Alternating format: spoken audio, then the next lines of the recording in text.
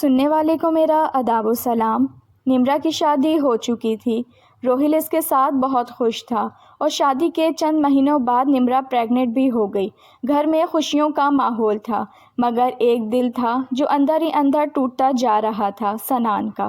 اور آج بھی نمرا کو دل کی گہرائیوں سے چاہتا، مگر احترام سے فاصلے رکھتا تھا۔ تینوں اب بھی ایک ساتھ بیٹھتے، ہنستے، باتیں کرتے، مگر نمرا کی مسکراہٹ دیکھ کر سنان کی آنکھوں میں ہمیشہ ایک چھپا ہوا درد جھلکتا۔ ایک دن موسم ٹھنڈا تھا، نمرا بالکنی میں بیٹھ کر چائے پی رہی تھی۔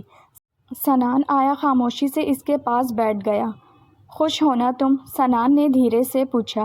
نمرا نے مسکرا کر کہا، ہاں سنان، بہت خوش ہوں، روہل میرے لیے سب کچھ ہے۔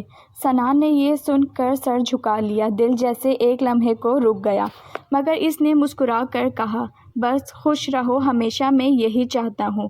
پہلی بار روہل نے دور کھڑے انہیں دیکھا۔ نمرا ہنس رہی تھی، سنان کے چہرے پر درد تھا، اور یہی منظر روہل کے دل میں پہلی بار چبھن بن کر بیٹھ گیا۔ کہانی یہاں رک جاتی ہے، کیونکہ اصل طوفان ابھی آنا باقی ہے۔ کہانی ختم نہیں ہوئی، اصل حقیقت تو تب سامنے آئے گی جب یہ پتہ چلے گا کہ سنان نے وہ کون سا لمحہ، کون سا جملہ، کون سی حرکت کی جس نے نمرا اور روہل کے بیچ میں لڑائی ڈال دی۔ کیا سنان واقعی بے قصور تھا؟ کیا اس نے انجانے میں غلطی کر دی جس کی سزا سب نے بھگتی؟ آخر سنان نے ایسا کیا کیا تھا؟ کہانی پسند آئی ہو تو میرے چینل کو سبسکرائب کیجیے گا، رکھیے گا اپنا بہت زیادہ خیال۔